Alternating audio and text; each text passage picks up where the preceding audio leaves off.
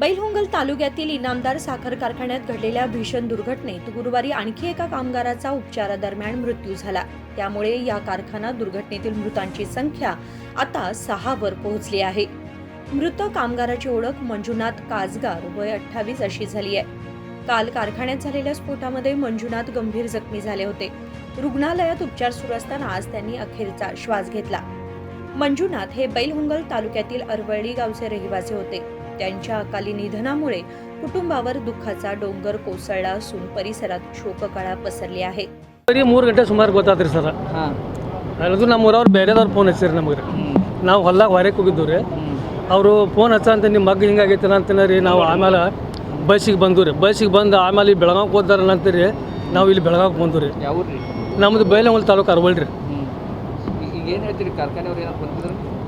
ಕಾರ್ಖಾನೆಯವರು ಈಗ ಇವತ್ತು ಬಂದಿದ್ರಿ. ನಿನ್ನೂ ಒಂದು ಇಬ್ಬರು ಯಾರೋ ಬಂದಿದ್ರಿ. ಅವರು ಕರ್ಕೊಂಬಂದಿರು ತೋರಿ ಆರಾಮದಾರ ತೋರಿ ಅಂತ ಇಷ್ಟ ಅಂದ್ರೆ ಅವ್ರು ನಾವು ಕೇಳಿದ್ರು ಅವ್ರನ್ರಿ. ಅವ್ರನ್ನ ಭೇಟಿ ಮಾಡಂತಂದ್ರೆ ನಮ್ಗೆ ಭೇಟಿನೂ ಮಾಡಲಿಲ್ಲ ಸರ್. ಅವರು ಎಷ್ಟು ದಿನ ಆಗಿತ್ತು ನಿಮ್ಮ ಮಗ ಕೆಲಸ ಮಾಡತ್ತಲ್ಲ?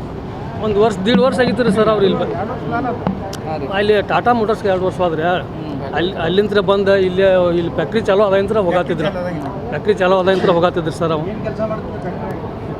ಮೆಕ್ಯಾನಿಕಲ್ ರೀ ಸರ್. ಮೆಕ್ಯಾನಿಕಲ್ ಮಾಡ್ತಿದ್ರೆ ಅದ್ರ ನಾವು 2ನೇ ವರ್ಷ ಚಾಲು ಆಗೈತೆ ರೀ ಸರ್. ಅದು ಚಾಲು ಮಾಡೋದ್ರಿ 2ನೇ ವರ್ಷದ ಚಾಲು ಆಗಿದ್ರಿ ಸರ್. ಈಗ ಮೆಕ್ಯಾನಿಕಲ್ಗಂತ ಇವತ್ರಾಗ ಹೋಗಿದ್ರಿ ಸರ್. ಅದೇನೋ ಬಾಯ್ಲರ್ದಾಗ ಅದು ನೋಡಿ ಸರ್. ನಮಗೇನು ಗೊತ್ತಿಲ್ಲ ಅದು ಏನಾಗಿ ಆಗೈತ್ರು ಏನೋ ಗೊತ್ತಿಲ್ಲ ರೀ. ಸ್ಫೋಟ ಹಾಕಾರ ನಾನು ಹೇಳ್ಯಾಕಲ್ಲ ಅಂದ್ರು ಇವತ್ತು ಕೇಳಿ ಆಗ ನಾವು ನಿನ್ನೆ ಸ್ಫೋಟ ಆಗೋಣ ಕೇಳಿ ಬಂದಿದ್ದೀರಿ ಸರ್. ಇವತ್ತು 12 ಈಗಾಗಲೇ ಒಂದು ತಾಸು ಆಯ್ತು ನೋಡಿ ಸರ್. ಇದಾಗ್ಯಾರ ಮೈ ಎಲ್ಲ ಸುಟ್ಟಿತ್ತು ಸರ್. ಒಳಗೆ ನಮ್ಮನ್ನ ಸುಟ್ಟಲ್ಲಿ ಯಾರು ಒಳಗೆ ಬಿಡ್ಲಿಲ್ಲ ಸರ್. ಅದು ಇನ್ಫೆಕ್ಷನ್ ಆಕತ್ತಂತ ಬಿಡ್ಲಿಲ್ಲ ಸರ್. ಈ ಮುಂಜಾನೆ ಸರ್ ಈಗ ಡೆತ್ ಆಗ್ಬೇಕಾದ್ರೆ ಅವ್ರು ಟಿ ವಿ ಅವ್ರು ತೋರಿಸ್ಯಾರ ಸರ್. ಅದು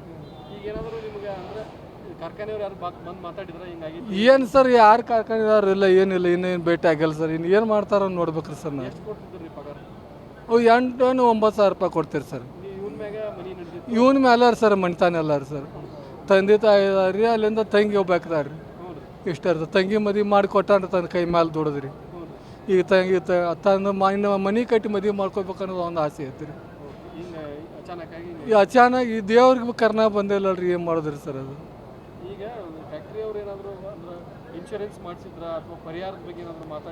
ಇನ್ನೂ ನಮ್ಮೂರಿಗೆ ಅದು ಏನೂ ಹೇಳಿಲ್ಲ ಸರ್. ಅವ್ರು ಯಾರು ಬಂದಾರೋ ಗೊತ್ತಿಲ್ಲ ರೀ. ಇನ್ನೂ ಏನು ಹೇಳಿಲ್ಲ ಸರ್ ನಮಗೆ. ಮಲ್ಲಿಕಾರ್ಜುನ್ ಗರ್ಗಾದ್ರಿ ಸರ್. ನಾವು ಗೊಡ್ಚಿ ಮಲ್ಕಿ ಅವ್ರಿ. ನಮ್ಮ ಊರಿನ ಹುಡುಗ ಒಬ್ಬ ಬಡ ಹುಡುಗ ಮರ್ಕುಂಬಿ ಶುಗರ್ ಫ್ಯಾಕ್ಟ್ರಿ ಒಳಗೆ ಬ್ಲಾಸ್ಟ್ ಆಗಿ ಬಾಯ್ಲರ್ ಬ್ಲಾಸ್ಟ್ ಆಗಿ ತೀರ್ಕೊಂಡನಂತ ನಮ್ಗೆ ಗೊತ್ತಾಯಿತು. ನಾವು ದೌಡಾಯಿಸಿ ಎಲ್ಲ ಕೇಳಿಗೆ ಬಂದ್ವಿ. ಇಲ್ಲಿ ಯಾರೂ ನಮ್ಗೆ ಭೇಟಿ ಆಗಿಲ್ಲ ಇನ್ನವರೆಗೆ. ಮತ್ತು ತುಂಬ ಬಡತನದಿಂದ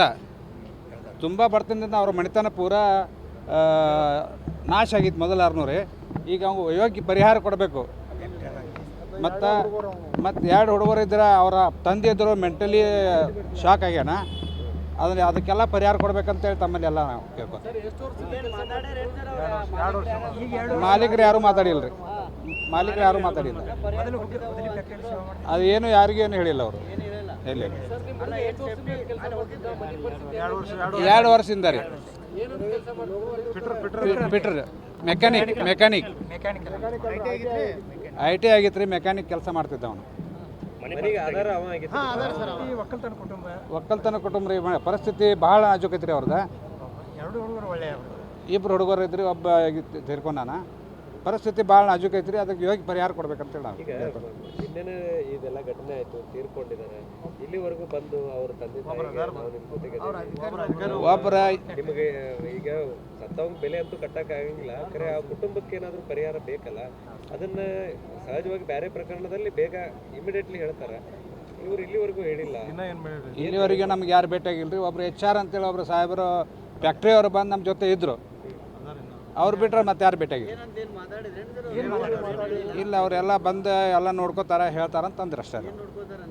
ಅವ್ರು ಏನು ನಿಮ್ಗೆ ಹೇಳೋದು ಪರಿಹಾರ ಬಗ್ಗೆ ಎಲ್ಲರಿಗೂ ಒಂದೇ ರೀತಿ ಇರ್ತೈತಿ. 8 ಮಂದಿ ತೀರ್ಕೊಂಡಲ್ಲ ಅವ್ರಿಗೆ ಎಲ್ಲರಿಗೂ ಒಂದೇ ರೀತಿ ಪರಿಹಾರ ಇರ್ತೈತೆ ಅಂತ ಹೇಳಿ. ಎಷ್ಟು ಮಂದಿ ತೀರ್ಕೊಂಡಾರೆ? ಅದು ಐದು ಜನ ನಿಮಗಿದ್ದಿದ್ದು ಮಾಹಿತಿ ನಮಗಿದ್ದದ ಮಾಹಿತಿ 5 ಜನ ಅಂತ ಐತಿ. ಅಲ್ಲಿ ಹೋಗಿಲ್ಲ ಸರ್ ನಾವು ಡೈರೆಕ್ಟ್ ಇಲ್ಲೇ ಬಂದೀವಿ. ಇಲ್ಲಿ ಕೇಳಿಗೆ ತಂದೀವಿ ಅನ್ನೋದು ಇಲ್ಲೇ ನಾವು ಬಂದೀವಿ. ನಿಮ್ಮ ಹೆಸರು ಬಸವರಾಜ್ ಕೊಂಡೂರ್ ಅಂತ. ಅವ್ರ ತಂದೆಯವರು विनोद कोलकार, KMM मराठी, बेळगाव.